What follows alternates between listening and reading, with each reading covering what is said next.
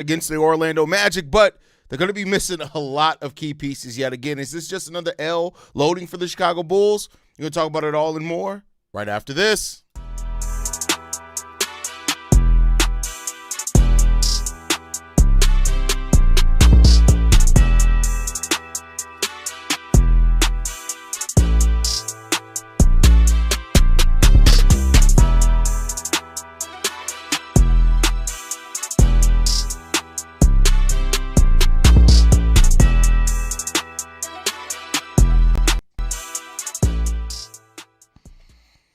What's going on, Bulls fans? Welcome to another episode of Chicago Bulls Central, your number one spot for everything Chicago Bulls related. I'm the host there, Haize, but more importantly, you guys can follow the channel at Bulls Central Pod on every social media platform we happen to be on. With that said, let's go ahead and get into this content for today, y'all. The Chicago Bulls are taking the court today against the Orlando Magic. We get to see some more Bulls basketball, but the Bulls are going to be out a number of players. Zach Collins, out. Noah Essengate, out. Isaac Okoro, out. Jalen Smith, out. Dalen Terry, out. Coby White, out. Julian Phillips and Lachlan Olbrich are available, though I do hope we get to see a little bit more of Lachlan Olbrich as well, because I think Lachlan is ready. I think Lachlan's ready, to contribute and give some minutes there. So I think it'll be fun to see him out there on the basketball court yet again, playing that mobile big role that he played in the last game against the Pacers. So we'll see what happens there. The Bulls right now are 0-3 on this road trip, a road trip that was supposed to be against easier opponents. You guys know how I feel about that when it comes to our Chicago Bulls. So it's just down now to the Bulls coming out here and playing and performing the way that they need to get a dub. It's not like we haven't gotten wins with missing players before. The Orlando Magic are going to be without Paolo Banchero as well, but that means they still have plenty of firepower. The Orlando Magic are a team that have really turned their season around after how it started last year. They're top 10 in offense, top 10 in defense. They started off a little bit rough this season, but now they're full go, ready. They're ready to go. They're playing much better, and so now we get to see how this Bulls team can fare on the road against the Orlando Magic. I, for one, am just happy that this game is earlier, so we ain't got to be up till midnight to see the Bulls get their ass kicked. Now, I hope the Bulls come in here and perform much better than they have been, but the Orlando Magic not only are one of the more efficient offensive and defensive teams, they're also one of the best rebounding teams in the league. And unfortunately, lately, the Chicago Bulls rebounding rate has been considerably down from where it was at the start of this season. So the Bulls are going to have to take care of the boards if they're going to want to be able to get in this game. Now, the Orlando Magic don't play a crazy pace. They just play efficient basketball. But because they are leaders in blocks and leaders in rebounds, the Bulls are really going to have to watch out for this one. The Orlando Magic are also second in the NBA free throw rate. And with, the Bulls and how often they've been putting teams to the free throw line as well, that's going to be also something to look out for in this game. So see what's going to happen. We'll see what's going to happen, man. A little bit concerning, but yeah, at the end of the day, it is what it is, right?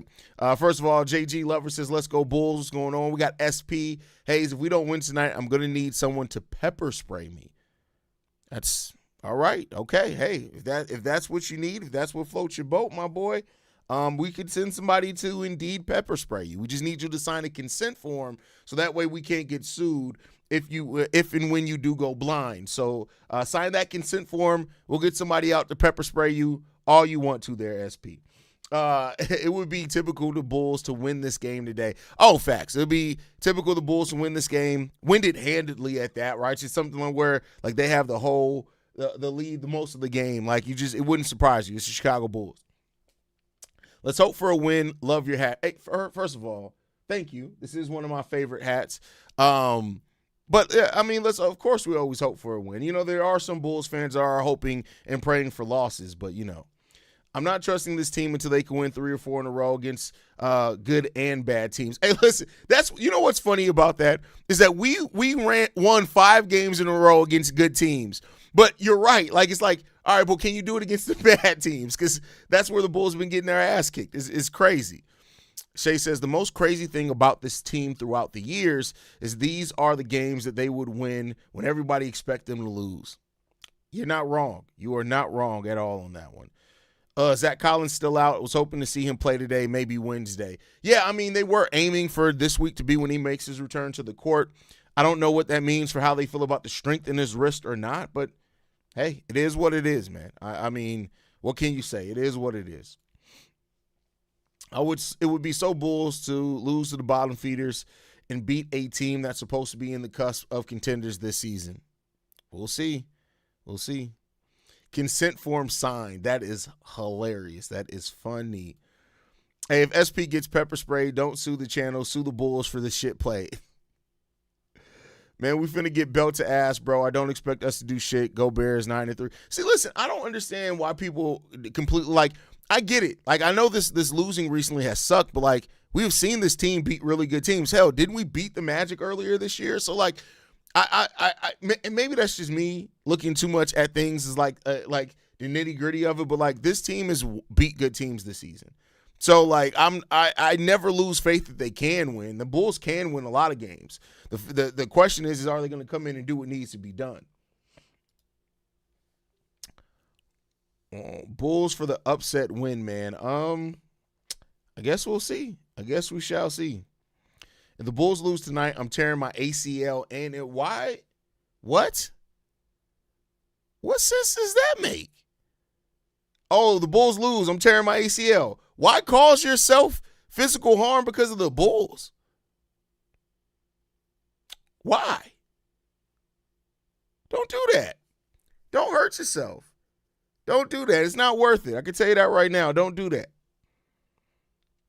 Don't hurt yourself. Be careful with playing all brick all of these games. When you play a lot of games throughout the season, they have no guarantee to contract. Shay, what are you trying to say, bro? Like, you talking about, well, no, Lachlan is on the two. Wait, is he on the two-way? No, is Lachlan on the two-way? I don't think so. Lachlan signed a contract. He was drafted in the second round. I don't think Lachlan's on the two-way. So, hold on. Let me double-check that to make sure I'm not talking out the side of my neck.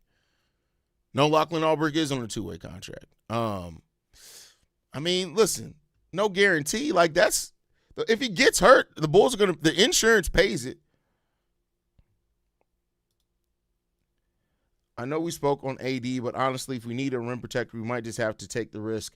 If he's the only interested in coming here, we desperately need a defensive center. Well, keep in mind, AD does not want to play center. So that's part of it, and that's what we talked a little bit about in that live stream. And I'm more so towards the end is you got to keep in mind, Anthony Davis does not want to play center.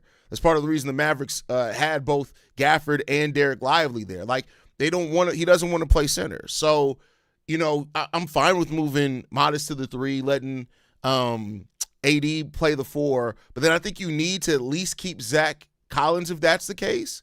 I think you have to keep Zach Collins and hopefully Jalen Smith for the backup at that point, right? Like, yeah, I'm not saying that you can't play some minutes of AD at center, but AD doesn't want to be a full-time center.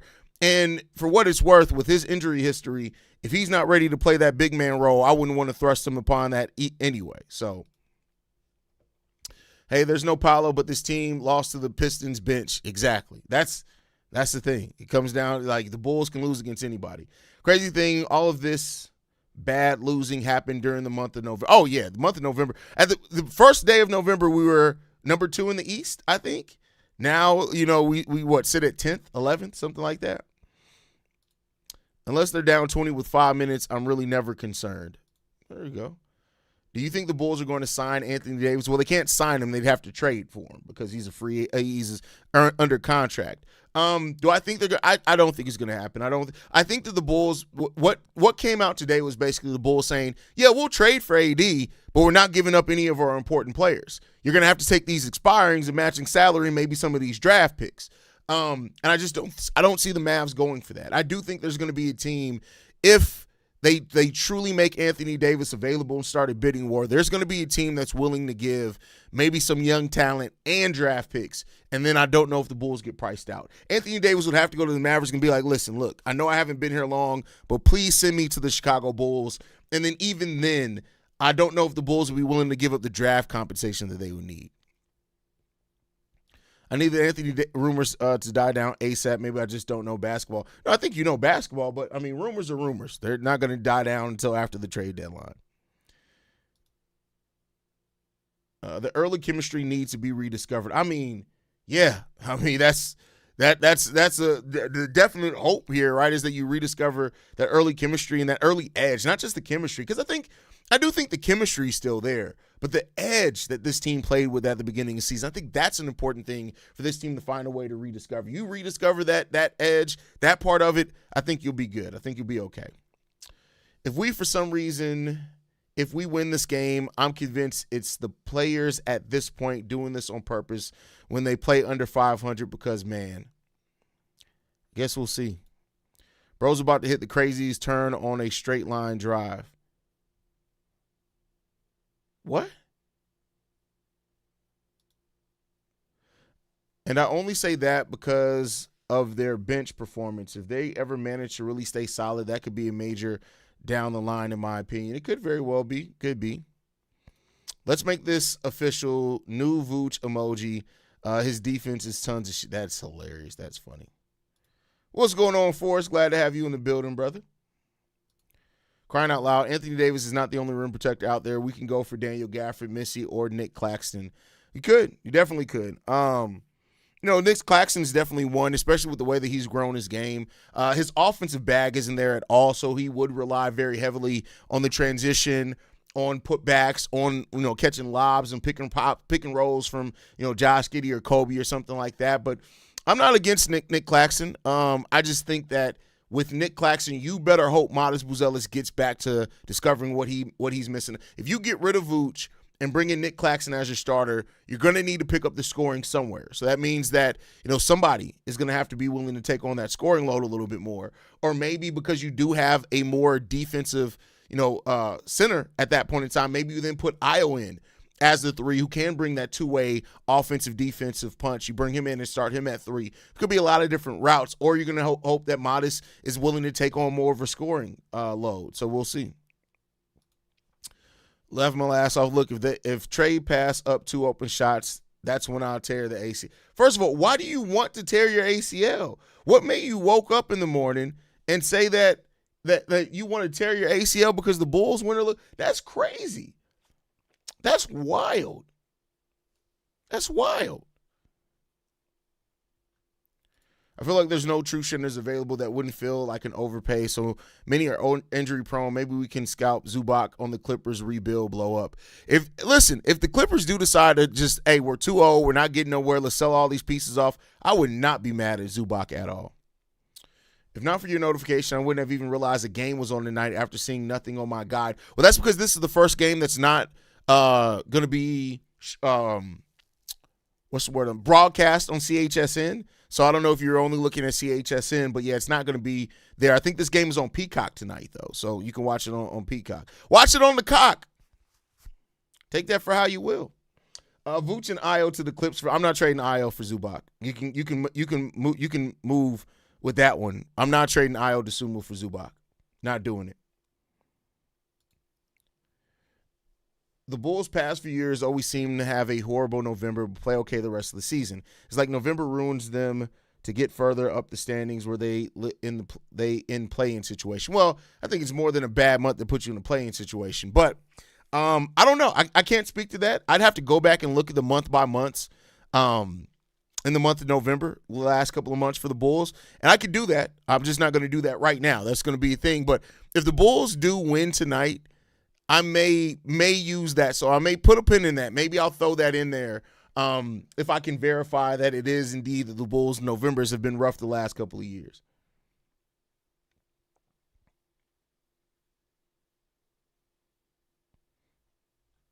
I think my top 3 trades I would want this team to make: Trey Murphy, Daniel Gafford. Well, first of all, nobody calls him Danny Gaff. How you gonna try to make somebody a nickname? Malik Monk, since the King, we don't need Malik Monk for anything. Not if Kevin Huerter's still on this team. But I'm down for Trey Murphy and Daniel Gafford. Like those are 2 players that I wouldn't mind at all. Is Zubac a good defender? Zubac is a really solid defender. I wouldn't say that he's like some amazing play. I don't know. I may take that back. I think he was one of the better defensive centers in the league last year. I don't know if he's kept it up this year. Hold on. I could check that real quick. That's easier than checking the month of November for the last couple of years. Give me a second. Let's take a look.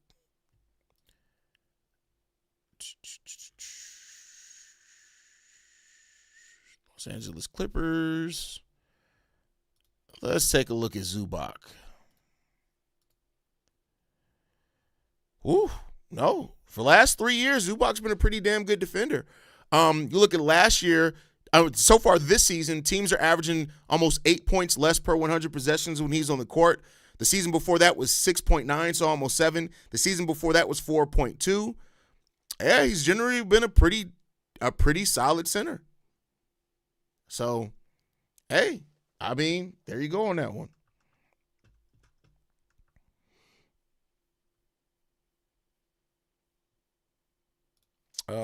This game is more about pride. Banchero being out makes it harder for the Bulls defense to focus in, I think. You think it makes it harder for the Bulls defense to focus in with them missing one of their better scorers?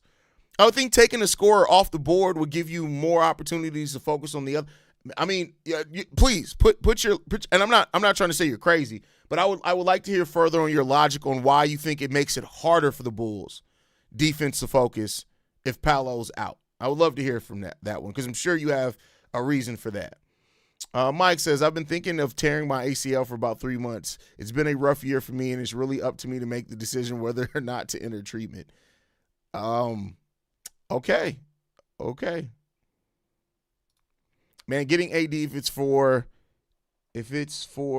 it's J for pick, just for picks and expire may be a strong trade, but man, that Walker Kessler signing in the offseason would be elite, especially because he showed glimpses of that three-point shot. Remember, people will forget, like, coming into I think in the draft combine, he shot the three really well in the combine. I mean, the thing with it is, right, if I'm playing devil's advocate, because I agree with you. I love the idea and concept of adding Walker Kessler to this team. So I agree with you. But if I am offering a different perspective, Walker Kessler is a restricted free agent, meaning that the Utah Jazz could technically match any contract offer that he gets. So because of that, maybe you want to go on something that's more, that you can kind of control more. Then again, it's a lot more money than you paid Walker, that you would theoretically pay Walker as well.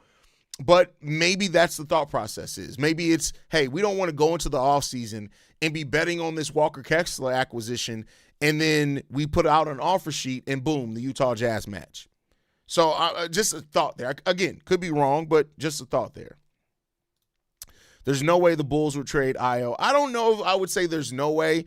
I do live, I don't think that it's a high chance, but I don't know. I've learned in this league never to say never. That's just what I've said. I've learned never to say never.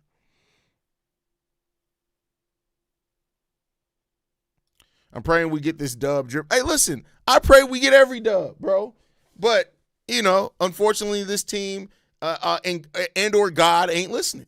So, I mean, we got to see what's going to happen there, Corn. We got to see what's going to happen. Matter of fact, why is Deanna not a mod? Hold on, wait a second. We got to take care of this. Let's fix this. Boom. Deanna. Refresh. Boom, you are now a mod. There you go. AD would be a good fit, but he's not worth our core play. Exactly. Like, that's what if you're not giving up the core, I'm all for it. Like, if the Mavs are just like, listen, we don't care about them expiring, so we'll take them, but, it's good it's not long-term money. We want them picks. We're trying to stack picks so we can build around Cooper. And if you can get them for expirings and some picks, I'm not mad. Well, here's the thing. I still have concerns. I don't think it's like a home run hit, but I'm not as potentially mad about that acquisition as what I would have been before. Is what I'll say there. So that's just my thought process on that.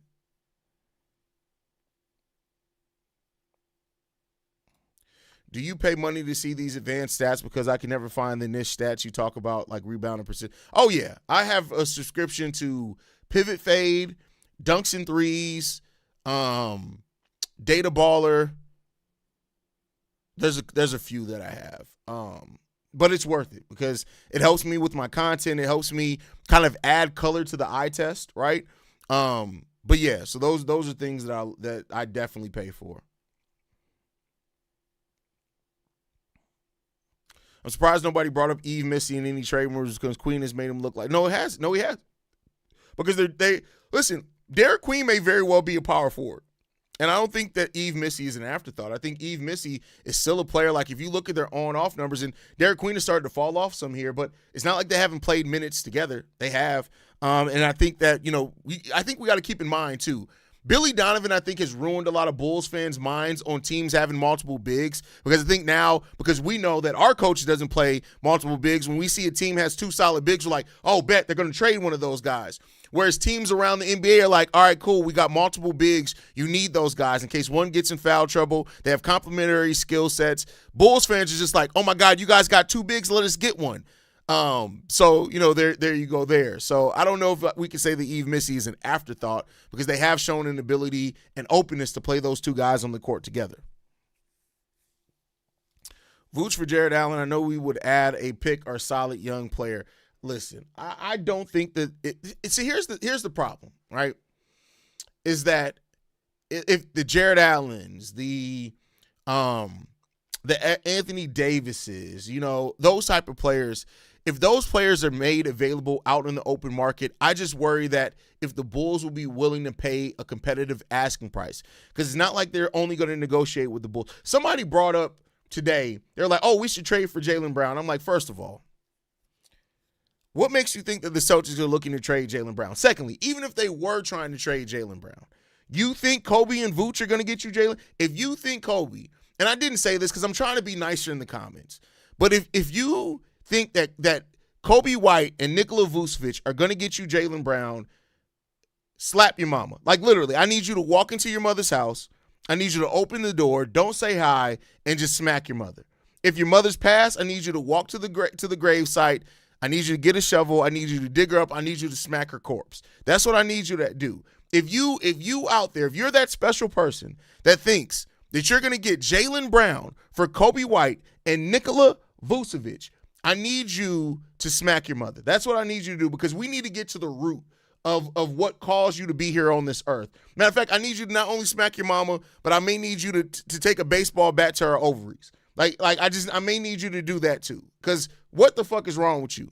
Like, I get being a homer, but some Bulls fans think that we gonna trade Coby White, Nikola Vucevic, a 2031 first round pick and get Michael Jordan back.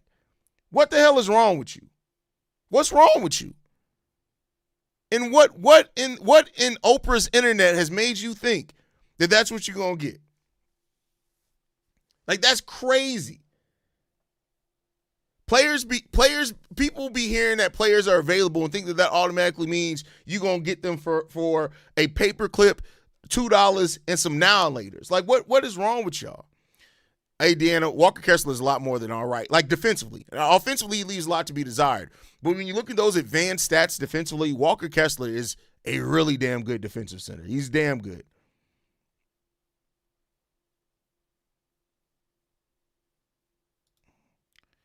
Hey, man, do you think the Bulls have a chance to win tonight? First of all, I'm not answering your question because of who's on your I'm not doing that. I didn't get what you said in the daily today. Do you think Ayo has more trade value than Coby? Yeah, because he takes less to get, and he's not gonna re-sign for as much as Coby. I definitely think there's a world in which, to certain teams, I'm not saying universally, but to certain teams, Ayo would have more trade value than Coby White. I definitely think that. 100%. No doubt in my mind about that. Hey, man, on Locked On, Pat mentioned how Ayo may not want to re-sign, and I feel like he's right. Really might lose some. Wait. First of all, I didn't even know Pat said that. What makes you feel that Ayo may not re-sign? I would love to hear that. Like, we have seen no inclination that Ayo would not re-sign here. I don't even think there even been any rumors that Ayo DeSumo may not re-sign here. I do think Ayo has to, I know Ayo has to become an unrestricted free agent first just to get the most money that he can. But there's that exclusive negotiating period where the Bulls he becomes an unrestricted free agent, but the Bulls are the only one that negotiate with him and they can sign him. But I don't get where people think that there's like this huge risk that Ayo won't re-sign here personally. But I could be wrong. How long is AD's contract? I think he has 2 more years after this season, if I'm not mistaken. Hold on, I can check that real quick. Let me check. Mavericks. Yeah, he has 2 more years after this year. That last year, though, is a player option for $62 million. highly doubt he does not pick that up unless he opts out to re-sign a longer deal and maybe gets more guaranteed money over time and signs for a little bit lesser in that year. That's a possibility, but there you go.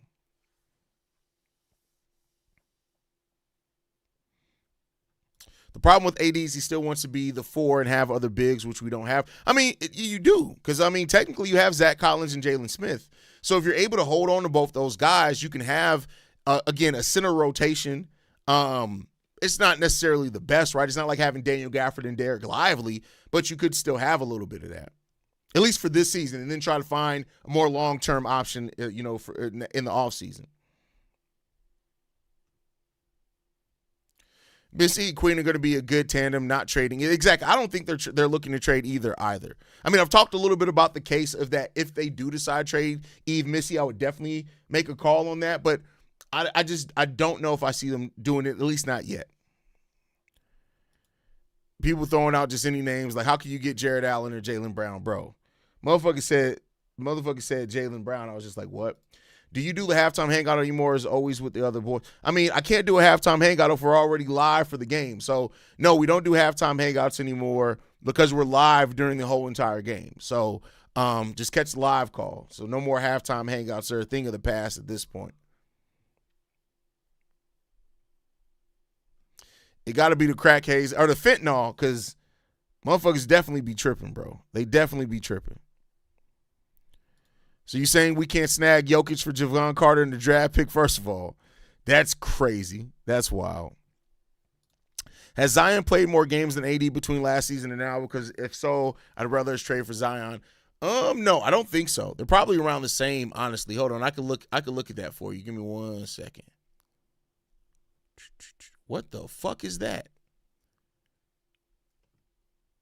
Let's see. Well, didn't Anthony Davis play how many games last season? I don't think he played a lot last season because he got hurt early after that trade. But let's see. Where is Zion? So Zion Williamson played 30 games last season and 70 the year before that. So not counting this season, he's played 100 games in the last 2 seasons. Let's see what Anthony Davis has done. Day-to-day. Where's day-to-day Davis?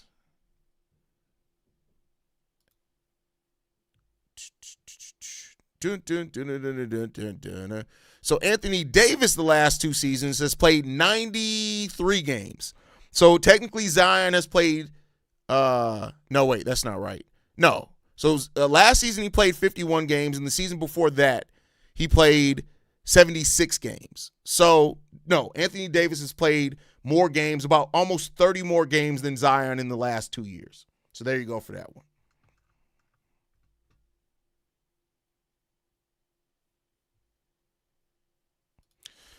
AD needs to be the 4 because he's so fragile and he'll have a consistent mismatch in today's NBA. He's just too old and too expensive. I don't know if I'd say he's too old. I mean, the combination of injuries and his age, definitely. But if Anthony Davis wasn't as often injured as what he is, I mean, yeah, 32 years old, but like he's still putting up 19, 20 points per game, right? So it's not like his production has fallen off. Like, it'd be different if that. Like, Anthony Davis has been a consistently 23 to 24, 25 point per game scorer his whole entire career. So I don't think that because we haven't seen the fall off that I'm worried about it. But again, injuries are the great equalizer there. It's because he's so injured. AD is 32 years old. 32. Day-to-day Davis. Yeah, Anthony Day-to-day Davis. AD to the Bulls. I wouldn't mind if these guys we got right now not really showing and proving they should be kept on the team. I mean, I feel where you're coming from there. Like, I don't necessarily agree all the way, but I definitely understand your point for sure. Like, you know, especially if you have players in the locker room who aren't giving effort, right? Like, that's a big thing for this team is the lack of effort. We'll see. Shay, I've talked a lot. Shay, I've answered your voicemail on this before. I would take a shot at Mark Williams, but I wouldn't be willing to bet on Mark Williams to be my center of the future. I'm fine if the Bulls, for example, in this offseason go after Mark Williams, I'm fine with that to bring in a center of the style that we need. But I still think that you would have to still look for your actual center of the future. I just would not want to bet on Mark Williams being the center of the future for sure with all the injuries that he's had. And typically, centers that are that young, that have been that injury prone, don't really ever consistently turn it around. I'm sure he'll have some seasons where he plays 65, 70 games. He'll have some seasons of that. That may even happen this season. If I'm not mistaken, he's played the majority of the games so far this season. They've played 21 games so far this season. He's played in 17 of them. So he's missed 4 games so far this season. So maybe ultimately, like, he is more healthy. Like, I don't think he's going to be one of those players at 23 years old where we'll say, hey, he'll never play over 60 games. I just worry about the frequency of that. And so, therefore, I'd be okay with taking a flyer on Mark Williams, but you got to make sure you go out there and you still find your center of the future.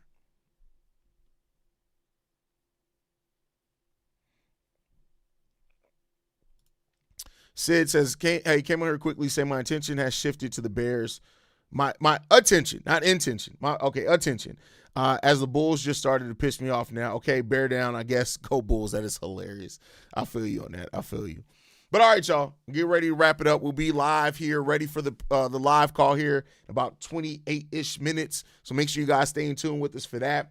Thank you guys for tuning in. You can follow us at Bull Central Pod. You send us any feedback, questions, comments, concerns, bullcentralpod@gmail.com. And lastly, if you want to leave a text message and our voicemail for the mailbag, the number to do so, 773-270-2799. We're the number one spot for everything basketball, for everything Chicago Bulls related. I'll catch you guys on the next one. Catch you guys in a few.